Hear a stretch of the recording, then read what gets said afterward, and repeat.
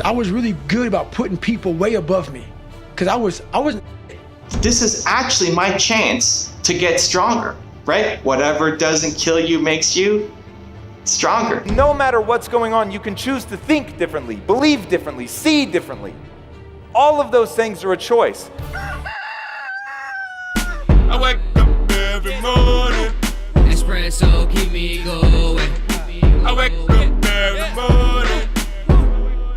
Rise and shine, it's espresso time. So let's start your day off right together. Grab your coffee and sip on today's message from David Goggins. Also, if you want to learn how to have more confidence, check out my 254 Confidence series. It's free. The link to join is in the description below. You will never learn from people if we always tap dance around the truth. Everything I didn't want to do is what got me to where I'm at today. You get the opportunity to become a Navy SEAL, and then you end up going through BUD/S 3 times. It's like, yeah, Merry Christmas. insane. I got lucky. I was very fortunate to go through 3 times, and not in a sadistic way, in a life-changing, growing way. I found out so much about myself through going through that training 3 times, and I went through the hardest part of the training 3 times. You know, after the first, so first phase is the crucible, man, and that's where I was at for 3 times. I spent most of my time in BUD/S in first phase. In the hell week. In the hell weeks. And being in that grind. And in that grind, I got time to examine myself. I call it the live autopsy, and also examine other people, because I was really good about putting people way above me, because I was never nobody. So for me to be on the same stage as these great wannabe Navy SEALs and BUD/S trainers, like, my God, you guys are amazing. I actually got here with you all. Thank you so much for allowing me into play. But as I was there for so long, I got a really good chance to sit back, because now the cold water is just water now. It's no longer cold anymore.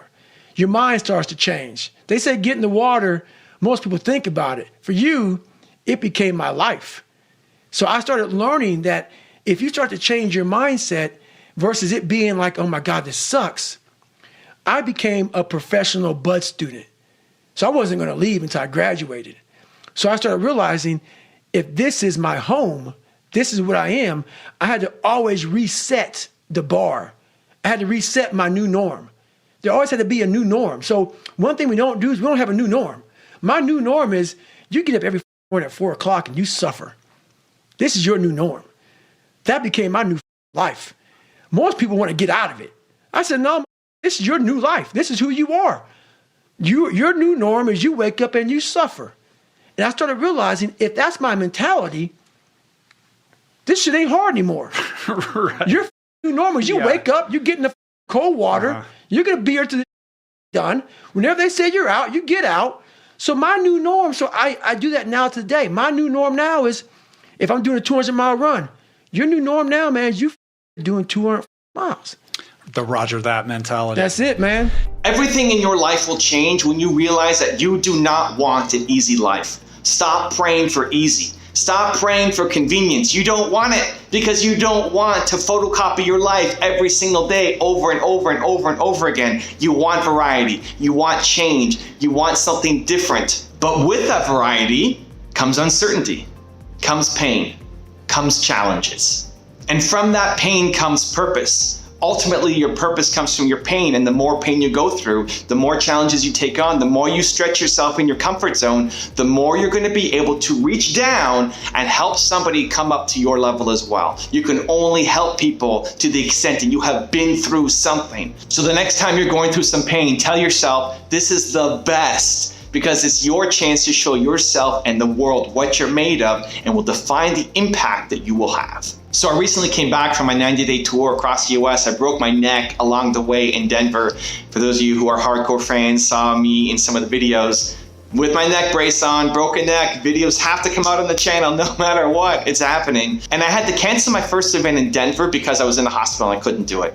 The second event, the next one right after, was 4 days later in Kansas City. And I was still dealing with a concussion, still dealing with staples in my head and 2 neck fractures and a compressed spine. Crazy stuff, but I said, I still want to do it. I still want to go, but I wouldn't be able to go for the full 3 hours. And so I told everybody, I'm going to give you your money back from Kansas City. Full refund, but I already booked the hotel. We already booked our nights off. How about we just show up anyway? and I'll go for as long as I can. If I can do half an hour, great, an hour, great, 2 hours, great, but I probably can't go the full 3 hours. We can answer questions, take pictures, sign books, whatever you want to do for as long as I can go. I lasted about an hour and a half. That's half of what my usual workshops would be.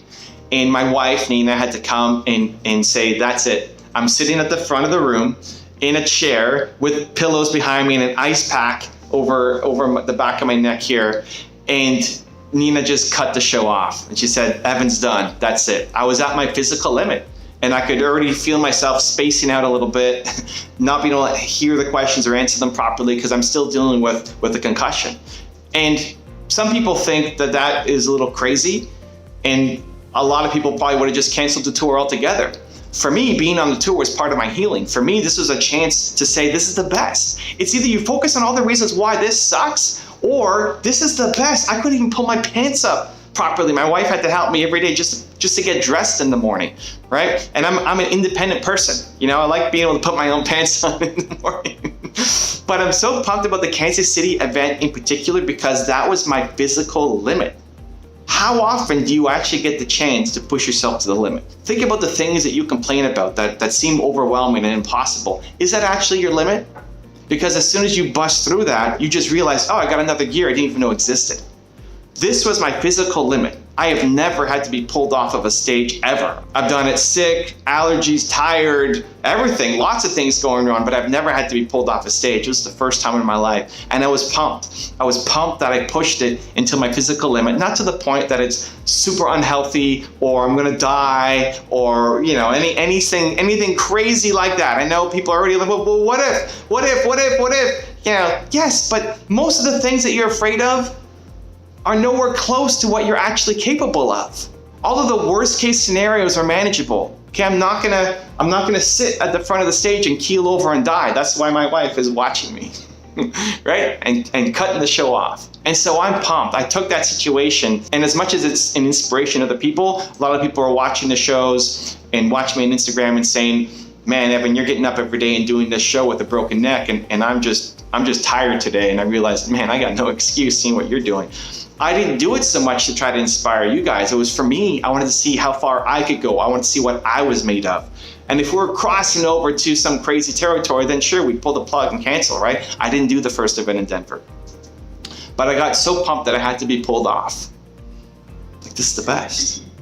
I may never be pushed to my physical limits again in my life in terms of speaking, right? This was it. And so I was so grateful for that moment. And now I'm able to help other people who are suffering through physical pain. Up until that point, I'd never dealt with massive physical pain, but now I've dealt with it and I can help other people, right? I was given an up to 50% chance of having to have spinal surgery to fix this thing. Crazy. I've been through it now, so I can help others too. And so if you could take that pain that seems overwhelming and impossible right now to you and find a way to say, this is actually the best. This is actually my chance to get stronger. Right? Whatever doesn't kill you makes you stronger. This is your chance to get stronger. You're actually already capable of dealing with this. You've just never been tested before. And this is your chance to bust through. And as you bust through, as you start to change your story about what you can and can't do, you'll then lift other people up. You'll lift them up. You go up a staircase, you're climbing that mountain, you're going up one extra staircase, right? You can lift people up to your step. You're gonna help people.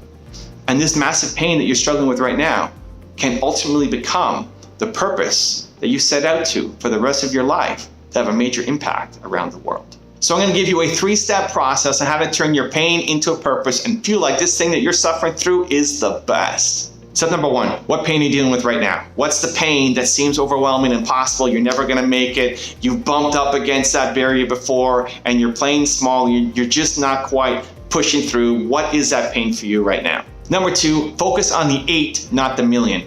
I like to say that there's a million reasons why it's not going to work. Whatever pain you're going through, there's a million reasons why you should just stay where you are. A million. And if you talk to your friends, there's another million reasons why that they can add on top of you. That's why we stay where we are, because it practically, logically makes sense. There's a million reasons why your business won't work. There's a million reasons why you're not going to heal. There's a million different reasons why you will stay in this painful state.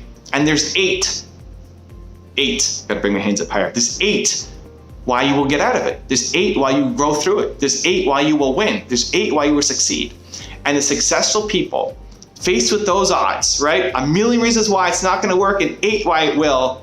Successful people focus on the 8. You tell me I'm not going to win because of all these reasons. Great, you're right. I'm not focusing on that. There's 8 reasons how I'm going to win. That's all I'm focusing on.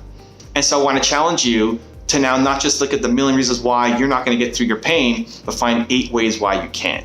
And step number 3 is think of the people you'll help once you're through it. This is not just an isolated thing. There are many people who are going through the exact same thing that you are going through. And when you get out on the other side, when you solve it, when you fix it for yourself, when you come out a victor, a champion, a winner, it's not about the ego. It'll feel great, but what's going to feel even more great is helping the other people who are currently going through what you just tackled. The people who feel helpless, hopeless, like they're never going to make it. And you're going to reach out and say, I felt the same way. I know exactly what you're going through, and I got through it. You can too. Here's how to do it. Humans are built to serve, and remembering that this pain you're going through will ultimately be a service to you and humanity can help give you the hope and faith to keep going. So number 1, what's the pain you're dealing with right now that's overwhelming? Number 2, what are the 8 reasons why you can win through it instead of a million reasons why you can't? And then 3, who are the people who you're going to help? Think about them, picture them once you get out on the other side. Now I've got a really special bonus clip that I think you're going to enjoy, but before that, question of the day, I want to know, what is one of the 8 reasons why you are going to win? Let me know in the comments below. Literally, the first time I wrote this whole article, it was my first blog article, and it was all about how if I were hit by a drunk driver, I would take ownership of that. I would say that is my fault. And people were pissed. And I was so shocked. I literally thought, I want to pull people from the matrix. What's the one gift that I could give people that will change their life forever? And I wrote this whole thing, and I was like talking about like, oh man, you're in this spot, and it ends up being a kill box, and there's cars on either side of you, and a car in front of you, and your horn dies, and you can't even start your car and move. You look in the rearview mirror, and this drunk driver's plowing down, they smash into you, and it's all your fault. And thank God, because now you remember that you're in control. But people thought I was victim shaming. People were outraged that I would say that that was anyone's fault but the drunk driver. But I don't want to do that because I choose not to ever be a victim. I cannot choose whether I'm victimized, but I have the ability to say I will never be a victim, because there's always something you can do differently. There is always something you can do differently. And once you understand that you can always make a different choice and get a different reaction, and that's the power in your life, that's the power that you have, is no matter what's going on, you can choose to think differently, believe differently, see differently. All of those things are a choice. Read Man's Search for Meaning by Viktor Frankl. Lost his whole family to the Holocaust. Was in, I think, 5 different concentration camps. And he said the thing that people die of in a concentration camp is the loss of a why. And Nietzsche said if you have a why, you can survive almost any how. Because you can always change how you think about something. And when you change how you think about it, it's what we've been talking about all day. When you change how you think about it, you actually change the event. If you want another awesome video in our Black Excellence series, check out the video right there next to me. I think you'll enjoy it. Continue to believe, and I'll see you there.